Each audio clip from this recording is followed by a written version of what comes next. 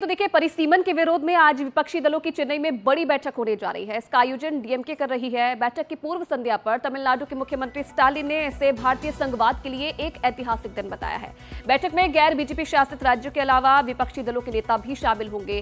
केरल के सीएम पिनराई विजयन, तेलंगाना के सीएम रेवंत रेड्डी और पंजाब के सीएम भगवंत सिंह मान भी इसमें शामिल हो रहे हैं। कर्नाटक के deputy CM DK Shivakumar भी शामिल होंगे। डीएमसी को भी न्योता भेजा गया था, लेकिन उनका कोई प्रतिनिधि नहीं आ रहा है। ज्यादा जानकारी हमारे सहयोगी प्रशांत इस मामले में देंगे। प्रशांत, क्यों विरोध किया जा रहा है परिसीमन का और कौन कौन से बड़े नेता इस दौरान मौजूद रहेंगे? जी देखिए, परिसीमन एक बड़ा मुद्दा बनाया है डीएमके ने। तमिलनाडु में अगले साल शुरुआत में ही चुनाव है, तो ये एक चुनावी मूव भी आप कह सकती हैं। परिसीमन और फ्री लैंग्वेज पॉलिसी को लेकर डीएमके लगातार प्रोटेस्ट कर रही है। संसद भवन में भी उसका विरोध प्रदर्शन जारी है।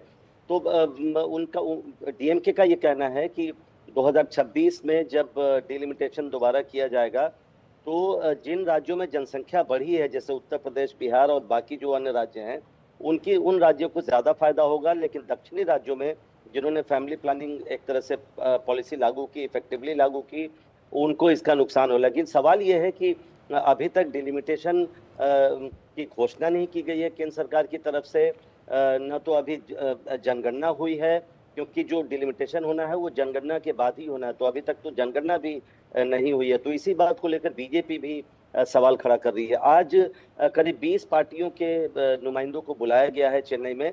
उसमें कांग्रेस के जो ज़्यादातर दक्षिण भारत के नेता हैं उनको बुलाया गया है। उसके अलावा बीजेडी वहाँ पर शरीक हो रही है। आम आदमी पार्टी की तरफ से भगवंत मान शरीक हो रहे हैं। सीपीएम की तरफ से केरल के मुख्यमंत्री शरीक हो रहे हैं। लेकिन तृणमूल कांग्रेस के नेता को बुलाया गया था वहां पर, उनको भी निमंत्रण दिया गया था, लेकिन तृणमूल कांग्रेस उसमें शामिल नहीं हो रही है। जाहिर है वैसे राज्य जिनको डिलिमिटेशन के बाद ऐसा लगता है कि फायदा होगा, वो इस मीटिंग से दूर हैं। लेकिन एक सवाल कांग्रेस के लिए मुश्किल ये आएगी कि कांग्रेस पार्टी एक राष्ट्रीय पार्टी है, उसको उत्तर भारत में भी चुनाव लड़ना है। तो कांग्रेस पार्टी दोनों उत्तर भारत और दक्षिण भारत में अलग अलग स्टैंड कैसे रखेगी, कांग्रेस के लिए ज्यादा बड़ी चुनौती होगी। हालांकि कांग्रेस के प्रतिनिधि आज की मीटिंग में हैं, लेकिन वो ज्यादातर प्रतिनिधि वो हैं जो दक्षिणी राज्यों से आते हैं।